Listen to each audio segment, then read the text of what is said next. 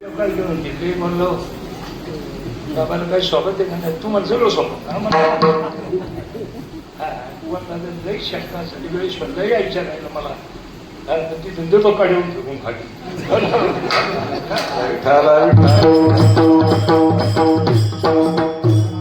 चांगलं माहिती सरडाची जाऊ कुपनाकडे कुत्र कुपना ज्यातूनच बघत असत पण आम्ही सगळ्या खेळातूनच इथपर्यंत आम्हाला सगळे डाव माहिती एवढं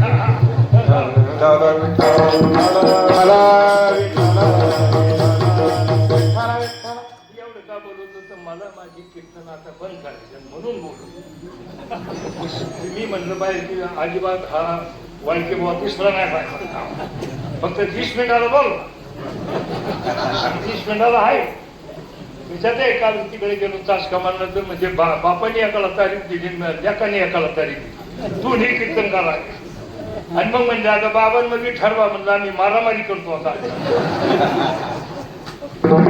आम्ही आधी मारामारी करतो आणि मग प्रयोजन कोणी मग ते ठरवू तर इतकी बंगाल लागली काय नाही लागायचा आता पुढल्या वर्षी पुढंच कार्यक्रम घेऊ नका कारण की आमची जेरलेली आहे कार्यक्रम करायची इच्छा नाही म्हणून मी कीर्तनात इतकं बोलवते की आपल्याला परत कोणी विचारलंच नाही पाहिजे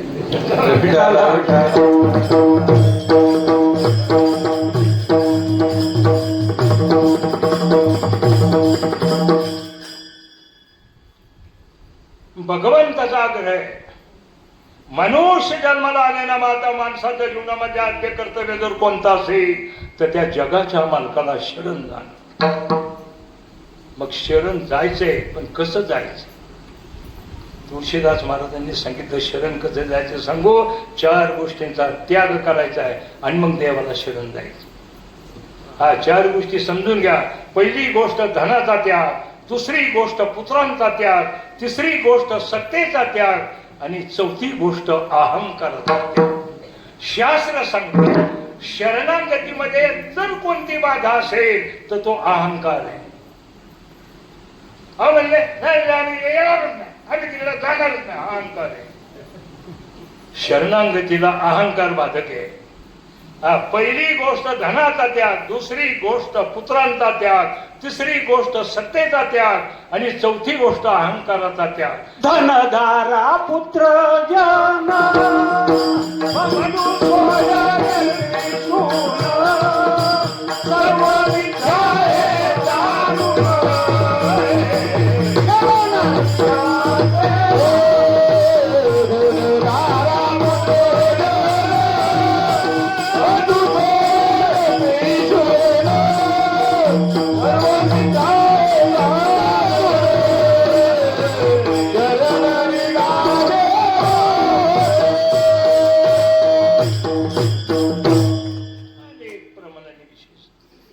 समजून सांगता येतो 4 गोष्टी सांगितल्या तुळशीदासांनी या 4 गोष्टींचा त्याग करून जो रामाकडे जाईल ना तो रामच होईल त्याला मध्यंतरी कोणत्याही प्रकारचा प्रतिबंध आडवा येणार नाही हे तुळशीदासांचं वाक्य आहे आता मला सांगा पहिली गोष्ट धनाचा त्याग कोण करी तुका म्हणे धन धनासाठी घेती प्राण अथवा धनासाठी घेती प्राण आता कीर्तनकाराचे गाड्या आडू लागली 2-4 4-5 कीर्तनकारांजवळ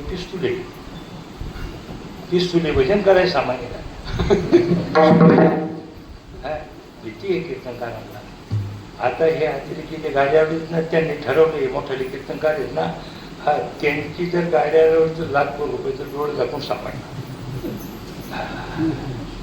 तुका म्हणे धनासाठी घेती प्राण अथवा धनासाठी घेती अरे पैशा करता माणसं प्राणही देतात आणि पैशा करता माणसं प्राण सुद्धा घेतात मग इतकं धन आहे मग कोण धनाचा त्याग करी शक्यच नाही पुत्रांचा त्याग कोण करी अरे कुळाला दीपक पुत्र व्हावा आणि म्हणून एखाद्याला जर होत नसेल तर 2-2 3-3 विवाह केले जातात नाही तर दुसऱ्याचं मांडीवर घ्यावा लागतं कोण पुत्रांचा त्याग करी त्या 4 गोष्टींना त्यागण्यासारख्या सत्तेचा त्याग कोण करी 3 प्रवाहामध्ये जे वाहून चाललं कनक कांता आणि कीर्ती कनक म्हणजे संपत्ती, कांता म्हणजे श्री आणि कीर्ती म्हणजे प्रतिष्ठा. सत्ता कोण सत्तेचा त्याग केला? आता सत्तेकरता राजकारणात काय चाललंय? राहिले काय खरं? मी आता काही शेतकऱ्यांचं कांद्याची आर्नीच पेटून दे. आपण शेतकरीच आहे ना सगळे. राजकारणात असं राजकारण आणि भक्तीकरण राजकारण याची कडी आहे. छत्रपतींचा काळ डोळ्यासमोर आणा. तुकाराम महाराज, छत्रपती शिवाजी महाराज, रामदास स्वामी, त्याशिवाय ते टिकत नाही. राजकारण जरूर पाहिजे, पण ते तसंच पाहिजे असं नाही पाहिजे. काय तिसरी गोष्ट आहे सत्तेचा त्याग, आणि चौथी गोष्ट आहे अहंकाराचा त्याग. या चारही गोष्टी त्यागण्यासारख्या नाहीत. या चारही गोष्टींचा त्याग होत नाही. परंतु तुळशीदास महाराज म्हणतात की बिभीषणाने या चारही गोष्टींचा त्याग केला. ज्याची लंका सोडली त्याची धनाचा त्याग, परिवार सोडला पुत्रांचा त्याग, भावाची संगत सोडली सत्तेचा त्याग, आणि 4 सौकोस लांबीचा समुद्र ओलांडला अहंकाराचा त्याग. फार मोठी मजा आहे बाबा. आणि मग विभीषण समुद्राच्या पलीकडच्या काठावर ज्या वेळेला आला त्यावेळेला रामाच्या सैन्याने आडावला. कोण आहे? मी विभीषण आहे, रावणाचा बंधू विभीषण आहे. शत्रूचा माणूस आहे, बंदी बनवा.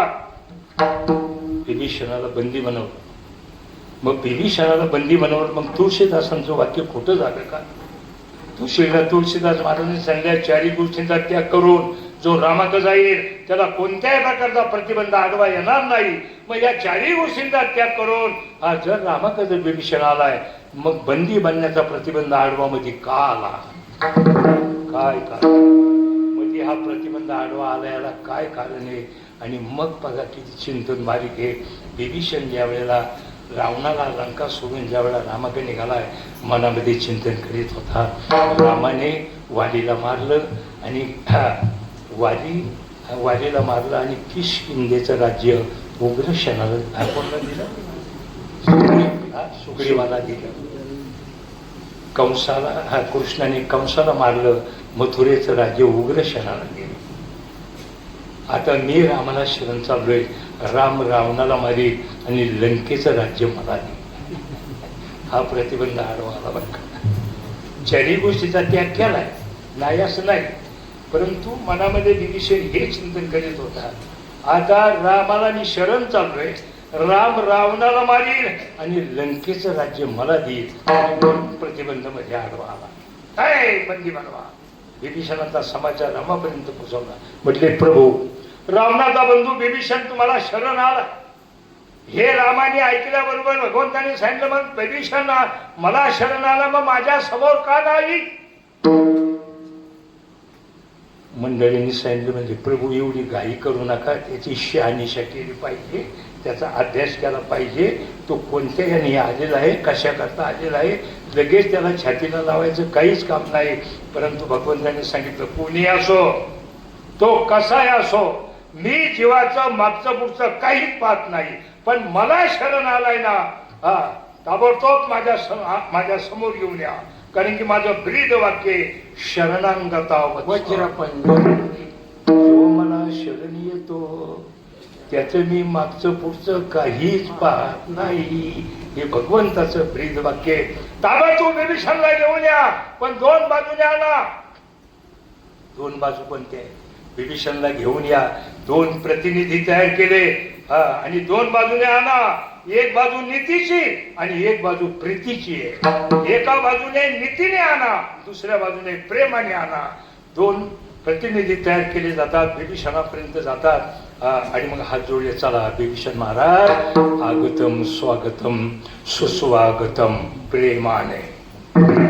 आणि दुसरी बाजू नीतीने मागे पुढे बंदोबस्त आहे, बंदोबस्तात पोलीस मागे पुढे अशा 2 बाजूने हा तुमच्या आमच्यासारखा सामान्य जीवात्मा ज्या वेळेला जगाच्या मालकाच्या रामाच्या समोर उभा राहिला आणि उभा राहिल्याबरोबर रामाने विभीषणाला पुकारलं.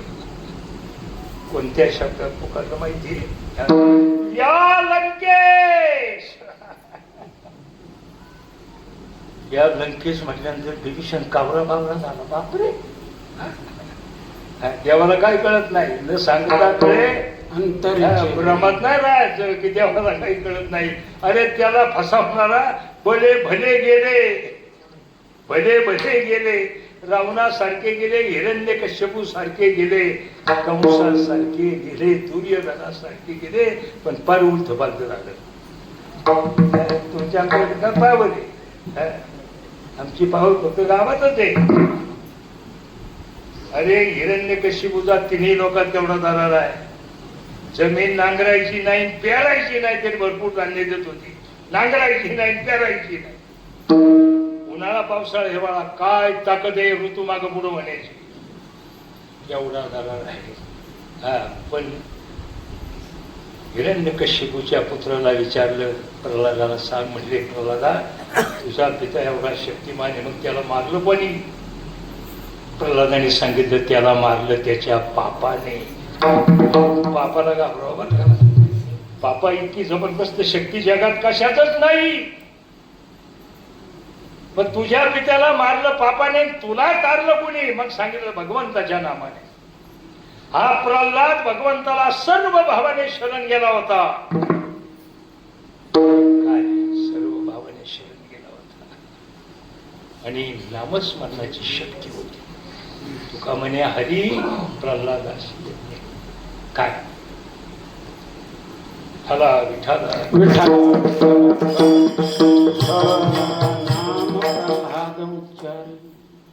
या लंकेश.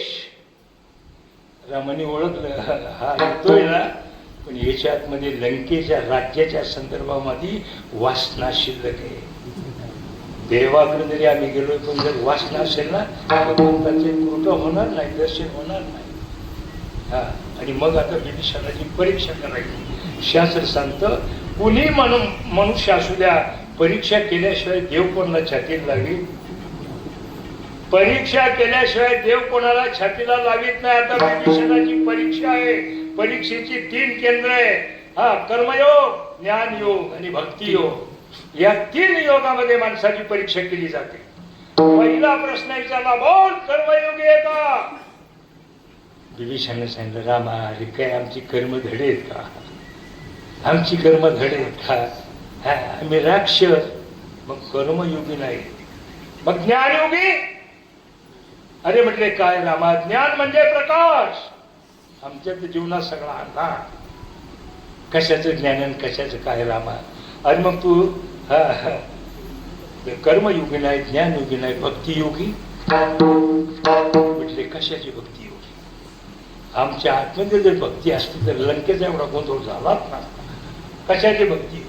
मग रामाने म्हणावं, अरे तू जर या 3ही केंद्रामध्ये जर बसत नाही, मग तुझी परीक्षा कोणत्या बाजूने करू? आता संवाद फार मस्त आहे, कोणत्या बाजूने करू?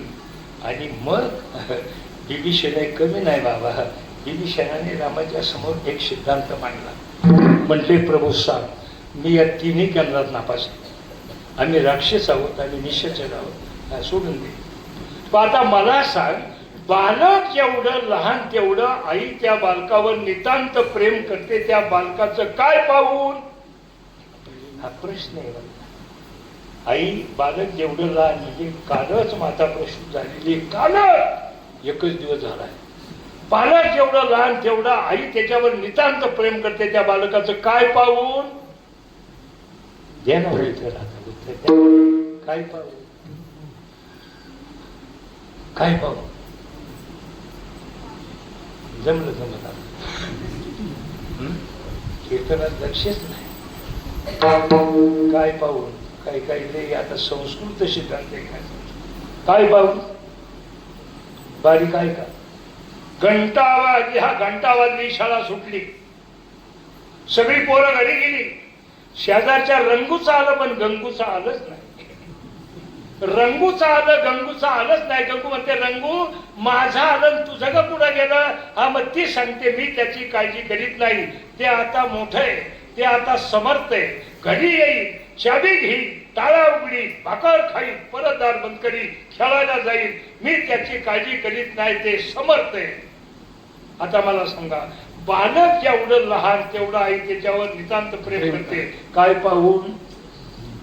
उत्तर सांगून टाकलं. काय? प्रेम नाही. मोठ कसे? मोठ कसे? आणि मग बारक कसे? समर्थतेचा उलटा शब्द कोणता? असमर्थ. मोठे कसे? समर्थ. बारक कसे? असमर्थ. हा, मग सांग म्हटले रामा, अरे त्या लहान बालकाप्रमाणे मी बिलकुल असमर्थ आहे रामा. माझ्याजवळ भक्ती नाही, योग नाही, कर्म नाही, ज्ञान नाही, काहीच नाही. पण त्या बालकाप्रमाणे मी बिलकुल असमर्थ आहे. आता तुला माझं काय करता येईल ते कर. माझं काहीच म्हणणं नाही. त्याच मिनिटाला रामाने बिभीषणला छातीत लावला.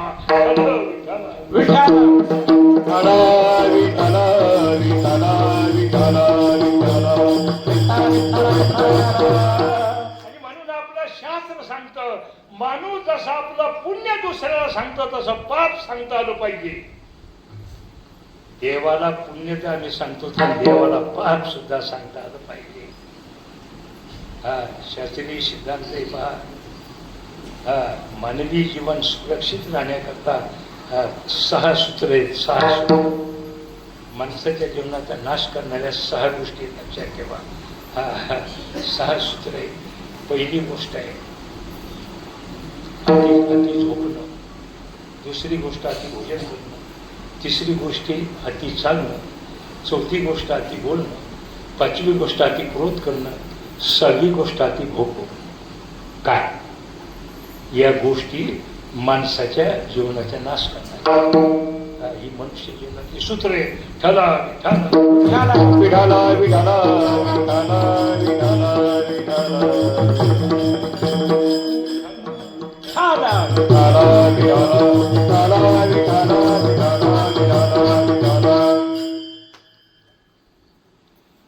पहिलं सूत्र सांगितलं, सुराम न पिबे, दारू पिऊ नये. दुसरी गोष्ट आहे कलम जमन भाऊशेत, मांस खाऊ नये. तिसरी गोष्ट परस्त्री नोपगच्छे, परस्त्रीची अभिलाषा बाळगू नये. चौथी गोष्ट खऱ्या हृदयानं देवाचं भजन करावं. 5वी गोष्ट प्राणी मात्रावर दया करावी. आणि 6वी गोष्ट प्रामाणिकपणाने माणसाने देवाच्या समोर आपले दोष कबूल करावे. हा मनुष्य जीवनाच्या प्रवासातली गंमत आहे. पहिली गोष्ट पहिला बोलले, गाड्या घोड्यांचा प्रवास आहे ना. मी 9च्या पुढे जाणारच नाही, काळजी नका करू. गाड्या घोड्यांच्या प्रवासामध्ये तिथं काही नियम आहे. तसं माणसाच्या जीवन प्रवासामध्ये हे नियम आहे. गाड्या घोड्यांच्या प्रवासामध्ये आपल्याला पहिला बोर्ड वाचायला मिळतो, शराब पी के गाडी मत चलाना, दारू पिऊन गाडी चालू नका. पुढे घाट लागल्यानंतर घाटाच्या पहिल्या तोंडाला आम्हाला बोर्ड वाचायला मिळतो, अवघड घाट, वेळी वाकडी वळणे, गाडी सावकाश चालवा.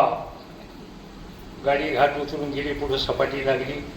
सपाटी संपल्यावर एक पूल आला, मोठी नदी लागली. मोठा पूल लागला. पुलाच्या पहिल्या तोंडाला पाटी वाचायला मिळाली. पुराचं पाणी पुलावरून वाहत असल्यानंतर गाडी पाण्यात घालू नका. नेहमी गाड्या घोड्यांच्या प्रवासामध्ये. आणि मग गाडी पुलावून पलीकडे गेल्यानंतर पलीकडे फार मोठा खांबळा होता आणि त्या खांबळ्याला एक लाल पाटी होती, पण त्याच्यावर काही लिहिलेलंच नव्हतं. नुसती पाटी, खांबळ्याला पाटी, त्याच्यावर काही अक्षर काही लिहिलीच नव्हती. फक्त तिथं एकच केलं होतं, 2 हाडकाच्या फुल्ल्या मांडल्या होत्या आणि त्याच्यावर माणसाची कवटी ठेवली होती. काय सांगतो तो बोर्ड? तो बोर्ड सांगतो, गाड्या घोड्यांच्या प्रवासामध्ये नियम पाळले नाही तर खाली शिल्लक राहतील तुमचे हाडकं. काय? मग ऍक्सिडेंट झाला, पुलावून खाली गेली, ती उडी मिली. हा परिणाम कशाला? नियम पाळले ना गाडी घोड्यांच्या प्रवासामध्ये अजिबात लोकांना. तसे माणसाच्या जीवन प्रवासामध्ये हे नियम आहे. मी पहिलंच बोलून गेलोय, कुणीच कोणता नाश करीत नाही. ज्याचा नाश झालेला दिसतोय ना त्याला जमा करतोच, कुणीच नाही. जीवन प्रवासाच्या जीवनाच्या प्रवासामध्ये पहिला बोर्ड आहे, सुराम न पिबे, दारू पिऊ नये. दुसरा बोर्ड कलम जमन भक्षेत मांस खाऊ नये. तिसरा बोर्ड परस्त्रीच्या बिलाच्या बाळगू नये. चौथा बोर्ड खऱ्या हृदयाने देवाचं भजन करावं. पाचवा बोर्ड प्राणीमात्रावर दया करावी. आणि सहावी पाठी वाचायला मिळते प्रामाणिकपणाने आपले दोष देवाच्या समोर कमी कबूल करावे. सांगतो पण माझा मानलं कोण सांगू. दोष जो कबूल करतो ना त्याला म्हणतात पाठ्या. तुम्ही महात्मा गांधीचं चरित्र वाचा. महात्मा गांधीचं आवर्जून चरित्र वाचा म्हणजे महात्मा गांधी कळेल. महात्मा गांधींच्या जीवनामध्ये इतके दोष घडले त्यांनी प्रामाणिकपणाने देवाच्या समोर मांडले. म्हणून महात्मा आज आपलं भारतीय चलन आहे त्याच्यावर त्यांचा फोटो आहे. तुमचा आमचा का आहे त्यांचाच का कोणी हरकत करतंय ना. आता ते महात्मा गांधींच्या जीवनात ते जर सांगितलं इतर कीर्तनात सांगितलं ना तर मला आठवण होईल.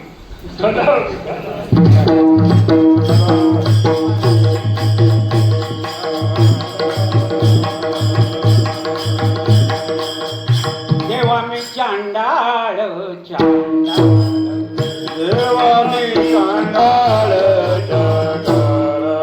मनता लागला हे मनता लागला नसे पाहता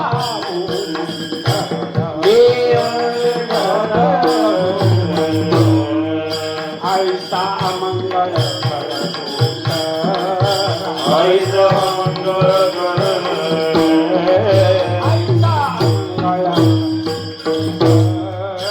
आईचा मंगळ जन्म उपदया पासोनी जन्म उपदया जन्म उपदया पासोनी जन्म उपदया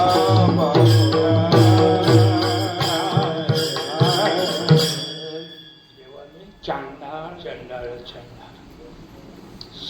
संतांनी आपले दोष भगवंताच्या समोर प्रामाणिकपणाने कबूल केले. भगवंत माफ करायला तयारच आहे. तो माफ करायला तयारच आहे. फक्त आपली डिरिंग पाहिजे. संत कोण म्हणजे कीर्तनकार म्हणजे संत आहे नाही. मृदुंग म्हणी म्हणजे संत नाही. कीर्तनकार म्हणजे संत नाही. गाणार म्हणजे संत नाही. संत कोण जे सर्वांगाने शांत झाले ते संत. प्रामाणिकपणाने भगवंताच्या समोर आपले दोष कबूल केले ते संत. आणि म्हणून आपले दोष दुसऱ्याला सांगणे. आता मला सांगा प्रत्येक माणसाच्या आतमध्ये सगळं पुण्य जे मिश्रित आहे. पाप मिश्रित आहे का नाही पुण्य. कोणाला कळत आहे का. आता मी लय पाट्याच्या पाट्या बोलतोय माझा हात तुम्हाला माहिती आहे काही काय भानगडी केले त्याचं पुण्य किती पाप किती कळतंय का काही. ही गोष्ट ज्याची त्यालाच कळते कोणालाच कळत नाही. आणि जर सगळ्यांना कळले असते तर भगवंताने हा सिद्धांत मांडलाच नसता की प्रामाणिकपणाने माणसाने आपले दोष कबूल करावे. कारण की देवाला माहितीये हे दोष शेजाऱ्याला सुद्धा त्याच्या बायकोला कोणालाच माहिती नाही. ते फक्त देवालाच माहिती. आणि म्हणून प्रामाणिक आपले दोष देवाच्या समोर कबूल करणं त्याला म्हणतात प्रामाणिक. आणि संत जगामध्ये प्रामाणिक असतात. ठरव विठाला